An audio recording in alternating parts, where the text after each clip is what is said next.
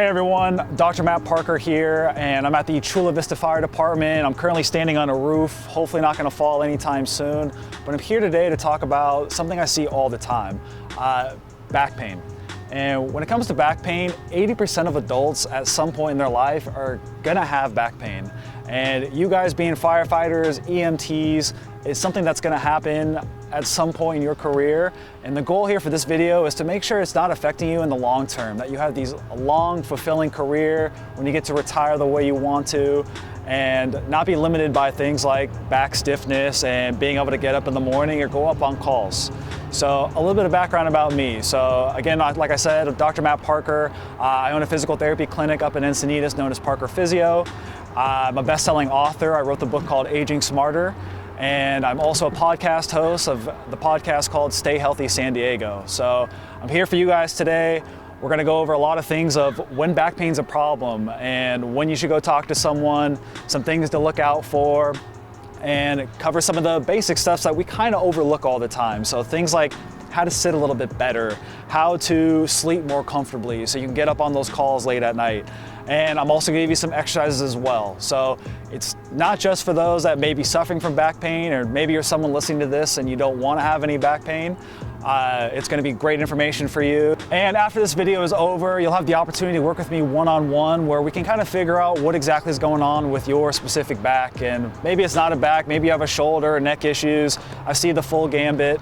And I'll be here in December. I'm gonna be over 3 different dates. After this video, you want to schedule with the training division, Chula Vista. We'll get you scheduled in for a one-on-one session, and then we'll go from there. Now, the first topics that we're going to cover are what I call the foundational principles, all right? They're essentially the basics. If we don't master these, I could give you all the exercises in the world, and it won't be helpful. So what do the basics consist of? They're going to consist of sitting, how you sit when you have low back pain, sleeping, what kind of sleeping positioning are you in? Can we make it a little bit more optimal? Lifting, how you're picking things up off the ground when you're lifting up ladders and hoses and heavy patients. You want to make sure you're doing all these things with perfect form and perfect technique. So again, if you do have back pain, it's going to help you out, or if you're trying to not have back pain, it's going to help prevent that. So first and foremost, we're going to be talking about sitting. And to help me with this video today, we're going to bring on my friend Robert here, Chula Vista Fire Department. Robert, how you doing today? Good. Good. So, first things first, sitting. Now, everyone knows when we're sitting in a chair, go ahead, take a seat, Robert, and scooch 2 inches that way.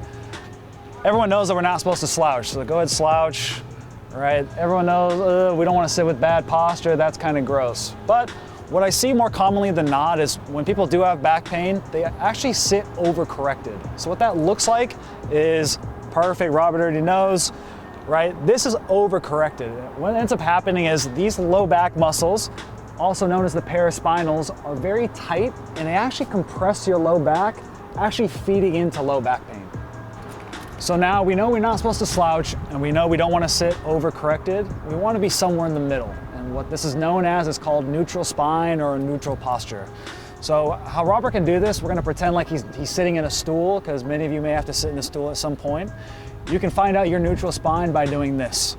You're gonna slouch as much as you can, you're gonna overcorrect as much as possible, and then you're gonna go halfway in the middle. Boom. And a way to check that to make sure you're in a good spot is you can self-assess, and Robert, go ahead, check back there. Your low back should feel kind of like jelly back here. They should be nice and relaxed. They shouldn't feel like those tight cords. All right, preferably you're not sitting in a stool, you actually have a little bit of a backing, all right? So we're gonna have Robert scooch back a couple inches. I always like a little bit of lumbar support. Too often I see people have these huge pillows and they buy these things off of Amazon. All you need, 1 or 2 dish towels. Fold up 1 or 2 dish towels. You're gonna find the small of your back here. So we're gonna put this in Robert's back, and then you're gonna scoot your butt back, right? Robert, how's that feel? Feels excellent. Oh, thank you, Robert. So again, it should feel comfortable in the chair. It shouldn't be causing you any more pain. The muscles are nice and relaxed. Now it's important to do this not just where you're sitting at work, at home, it's very important, and also in your car when you're driving. Now, next up is gonna be lifting. So this is another important foundational principle that we have to make sure that we're doing awesome. So when you guys are picking up medical supplies, rescue tools, ladders, hoses, heavy patients. We want to make sure that we're lifting with proper technique, especially if you already have a little bit of low back pain going on. So what I commonly see, and we're going to show you kind of the bad form first. So Robert, go ahead to the side. All right, so guys will kind of lift. They have a lot of back pain. Right now, the knees are shooting over the toes. It's a lot of stress on your knees. You're not doing your knees any favors. In the meantime, he's kind of got these tight paraspinals happening. It's not favorable, okay? So a better way to lift, go ahead, stand on up, kind of reset, right? His feet are wider than shoulder width, right? It's gonna give him a nice sturdy foundation, like a nice pyramid. All right, he's gonna sit his butt back. See how far his butt sits back? We call this the hip hinge, right? His knees aren't flying over the top of his toes, right? And then he's gonna lift with his legs, driving through the heels, and he stands up, okay? So that's the basic fundamental lifting principles. You wanna ensure hips are back, you're kind of lean forward a little bit, and you're not too overly correct. So that is lifting.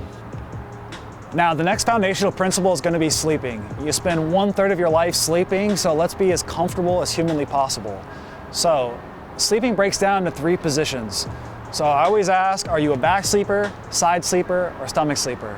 And this is where you start your night. You may roll over all over the place, but if you start in your back, you're a back sleeper. You start on your side, you're a side sleeper. You start in your stomach, stomach sleeper, okay? So the first things first, one I see the most common as Robert is here is gonna be the back sleeper. So we wanna make sure that we're getting as much back support as possible. I always like to start with a dish towel, okay? So you can grab a dish towel, and where it's gonna sit is gonna sit on your lower back and the small of your back. So what's gonna happen is we're gonna squeeze this in for Robert. And then the other thing we wanna do is you actually wanna lift the legs up, because when you lift the legs up, your back has to be in a nice neutral position. It's gonna be a little bit more comfortable to sleep. So I have here is a wedge, and you can buy these on Amazon, but you don't even need a wedge. You just need 2 pillows, maybe 3 pillows to keep these legs up in the air. And this is where you want to start your night, especially if you have low back pain. My patients with low back pain absolutely love this. So Robert, feeling okay? Feels great. Feels great, awesome. So that was back sleeping. Now we're gonna move to side sleepers. So we're gonna remove this. So we're gonna pretend Robert likes to start his night on his right side. And I also, again, like to use a dish towel. So the dish towel is gonna sit right above this hip bone, all right, and right beneath your lowest rib, okay? It's gonna sit right in your waist. It's gonna sit right in Robert's waist, and it's gonna allow, again, that paraspinal muscle to relax, okay? We want everything here to be calmed down. We wanna let this low back breathe. And the other thing I always like is to have a pillow this way, going down the leg. You can notice it's going vertically, it's not going horizontal. It's just gonna improve alignment all the way down the leg. This is gonna be side sleeping. Last but not least, stomach sleeping. So I'm gonna grab this towel. I'm gonna have Robert flip over, okay? So now usually when people sleep on their stomach, paraspinals are firing, they're overactive. We wanna, again, get these to calm down, all right? So how we're gonna do that, I like to fold a pillow just like this. We're gonna have Robert come up right underneath his belly button, essentially. And again, it's gonna keep this spine from not curving. It's gonna keep it nice and straight and level. And it's gonna allow these muscles here to relax. And that is stomach sleeping. Our last foundational principle is gonna be breathing and bracing. And yes, we can optimize the way we breathe to help prevent and improve low back pain. So again, I'm here with Robert, and the first thing you want to check is you want to assess your breathing pattern and how or what kind of style that you breathe, right? So first and foremost, what you'll do is you're going to lay down just like Robert, knees are bent. He's going to put one hand over his stomach, one hand up on the rib cage. So next thing what's going to happen is you're going to inhale, take 3 deep breaths, and kind of pay attention to the ribs versus the stomach. If you notice Robert here, he's breathing a lot into his ribs. And when it comes to your low back, stress management, all that kind of fun stuff, we actually want to breathe down here and get a little bit more diaphragm using, okay? So when we use the diaphragm, we actually improve low back support, kind of like a weight belt. So what we're gonna teach is gonna have, Robert's gonna put his hands on his sides. So when you inhale, if you are a rib breather, we're gonna really focus down here, okay? So you wanna really expand, you put your hands on your sides, and you really wanna think about when you inhale, your hands should all come out and expand, right? You're filling up air into the stomach, into your sides, even into the low back a little bit. So much better. Good. So initially, you may not feel that you can take as deep a breath when you start breathing with the diaphragm. That's gonna be normal, okay? It's usually because people haven't practiced doing this, all right? So again, when you do breathe with the diaphragm, you're really gonna increase that intra-abdominal pressure, which is gonna help support your low back. Now, the second part of this is bracing. So what I mean by that is when you're picking up a 225-pound deadlift, you're lifting a heavy patient, rescue tools, your 5-year-old, a 6-year-old kid, you wanna make sure that you have a proper brace, again, to help support your low back. So how to figure out if you're doing a proper brace or not is you're gonna get 2 fingers, left and right, just like this, and you're gonna put them to the left and right of your belly button. So Robert has it perfect, just like so. So when people generally brace, many times we're taught, especially in a lot of yoga and Pilates classes, to bring the belly button into the spine. And what we actually want to do is we want to reverse that. What the research is showing, especially with low back pain, is that when you press these muscles in the outward direction, you're actually supporting your low back more. So what's going to happen is, as his fingers are here, I'm going to ask Robert to push out all these muscles here, the six-pack muscles, your obliques, transverse abdominis, and you're actually gonna push them out in an outward direction. So I'm gonna kind of check. Robert here, good. Press these fingers out. Excellent. All right. So now what's gotta happen is most people, when they get to this point, they're holding their breath. And if you're holding your breath, it's normal, but you wanna combine step 1 with step 2. All right. So we wanna be able to engage here, and we wanna be able to breathe, right? We really wanna be able to breathe down here, keep these muscles turned on, help support your low back. Now, it's one thing to be able to do it here laying down at a table or laying on your gym floor, but it has to apply to your everyday life. When you're picking up those kids, when you're at work, you're running hose, you're throwing ladders, doing all that kind of crazy stuff, you want to make sure that these muscles are turned on to help support your low back. And when you get good at it and you practice this, it could actually end up being like a volume dial. So what I mean by that is, if you're lifting something you know that's going to be heavy, a 500-pound patient for say, you want to make sure that this brace is on a 10 out of 10, right? You're really pressing out. But let's say you're just doing a bit of vacuum at your house, you're picking up a shoe off the ground, you want to just have the brace on a 2 out of 10. Really gentle, you're not really trying to kill anyone by pressing these muscles out, they're just on a little bit to help protect your low back. That's breathing and bracing. I know you guys have been eagerly waiting to finally give some exercises that you can start adding into your program.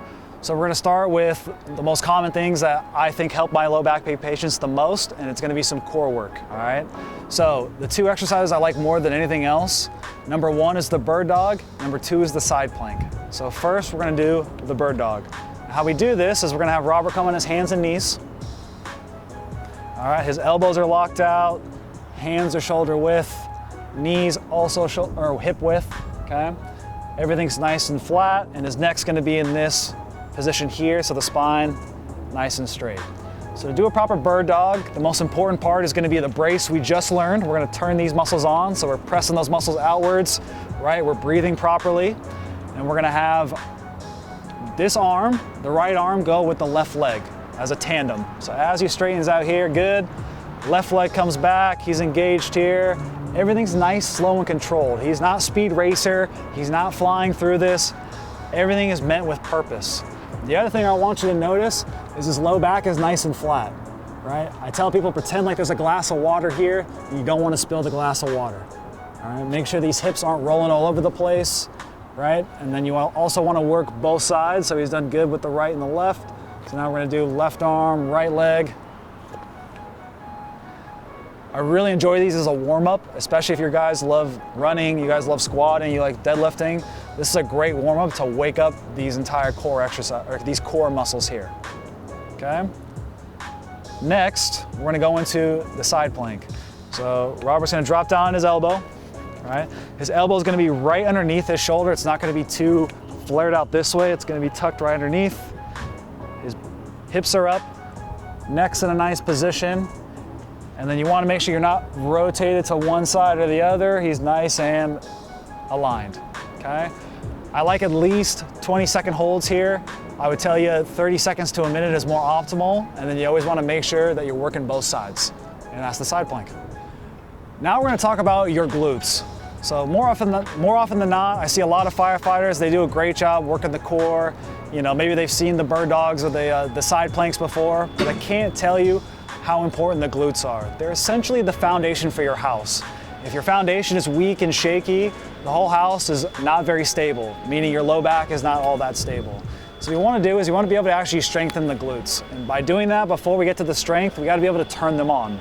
So a lot of people tell me, Matt, I squat and I deadlift, I don't need to do stuff like this. And I say, pause, let's backtrack here a little bit. Let's just get down to the basics here. Let's turn these glutes on and let's see how it goes. So there's 3 exercises I really like for glute activation, all right? So the first one is gonna be called the clam. So as you'll see, Robert is laying on his side. He currently has what's called a TheraBand. You can buy these on Amazon, TheraBand. They're relatively cheap, and you need mild to moderate resistance, and the band's gonna go on just above the knees. It's just kind of a nice looped band. His knees are bent, and what's gonna happen during the clam is this knee's gonna come up in the air. All right, he's gonna hold and maintain. We're not doing this for reps, we're doing it for time. All right, I want you to notice his hips. Too often I see guys, they try to really crank this up, but they let the hips roll back. This isn't a clam, all right? So we wanna keep the hips here on the side, knee is up. The key with this is just like real estate, it's location, location, location. We are trying to get this glute, this right butt cheek to work. Robert, is the right butt cheek working? Definitely. Good. So what's gonna happen is, he's gonna maintain this position and we're gonna build up to 60 seconds. Too often than not, most guys go about 5-10 seconds and they'll start feeling it in the groin, the hamstring, the low back, even the opposite hip will start firing. And if you start feeling that, Robert, go ahead and say you feel it in the groin. I feel it in the groin. And down, and he relaxes, right? So what's gonna happen is you're gonna actually take a timer, right? You're not gonna watch TV during this, you're gonna actually listen to your body, feel what's working and feel what's not working, okay? So we really, really wanna get this glute to work, and you're trying to build up to 60 seconds, only feeling it here and nowhere else. Not the quad, hamstring, groin, nothing, all right? So you'll do that, 1 minute holds or building up to the 1 minute holds. And I especially like to do this prior to squatting, deadlifting, exercise. Because what ends up happening, I have a lot of guys that'll tell me, Matt, after doing these exercises, I go and squat and deadlift, and now I feel like my butt is actually sore for the first time. So please take these very seriously. After you've done this on both sides, you're gonna do what's called side lying hip abduction. It's a fancy term for a straight leg to the side. So the top leg's gonna be straight. He's gonna gently bring this leg behind his body. Watch his pelvis, right? It's not rolling back, he's staying on top of it. And he's gonna feel his butt working. Robert, is your butt working? Yes. Yes, good. Same rules apply. Location, location, location. You gotta feel it in this glute, nowhere else, all right? If he starts feeling it in the low back, hamstring, groin, it's time to sit and relax. He'll relax. We'll say he felt it somewhere else, right? We'll say that's about 10 seconds. You'll take a break, you'll go again, and you'll work up to that aggregate 60-second mark, okay? Last but not least is gonna be the fire hydrant, all right? It's exactly what it sounds like. He's gonna come up on his hands and knees on all fours, similar to the bird dog positioning. His leg's gonna come out to the side, slightly back, while maintaining a good neutral pelvis here, okay? Now on this one, it's a little different. You're gonna feel this in both glutes, but similar rules apply. You wanna make sure that you're only feeling it here, nowhere else. Not the back, not the hip flexor, not the groin, not the hamstring, okay? Maintaining, holding for 1 minute. Now if you're watching this and you tell me all the time, Matt, you can go ahead and relax by the way, I have tight hip flexors, I stretch, I mobilize them. I would highly recommend you start with these 3 exercises and then reassess yourself and see how it feels. So to recap and summarize what we talked about today, we talked about quite a few topics. Remember, back pain, don't be afraid of it. You're gonna have it at some point. It's just being aware of the signs and the symptoms, when it's serious, when it's not. If it's serious, generally pain's going down the leg, there may be some severe weakness, bowel or bladder dysfunction, go talk to someone sooner rather than later. But if you had pain for underneath 6 weeks, you're in that kind of acute phase, be sure to, try some of the things we talked about today, see if it improves. But if it does start to get chronic, it lasts longer than 2-3 months, again, see a healthcare practitioner. You can talk to me, I'm a resource for you, but go see a physician, physical therapist, go reach out, don't be prideful, go get some help. Other than that, we talked about the foundational principles. Are you sitting with correct posture? Are you overcorrecting? Are you relaxing? Are your muscles, those paraspinals, are they feeling like jelly? Are they nice and cool, calm? We talked about lifting properly. We talked about breathing and bracing, right? How to breathe with the diaphragm, how to improve our back support, how to almost create our own weight belt when you breathe and brace properly. Sleeping positioning, we sleep a third of our lives. Make sure you guys are sleeping well. We also talked about some core exercises, bird dogs, side planks. You can start working those in today.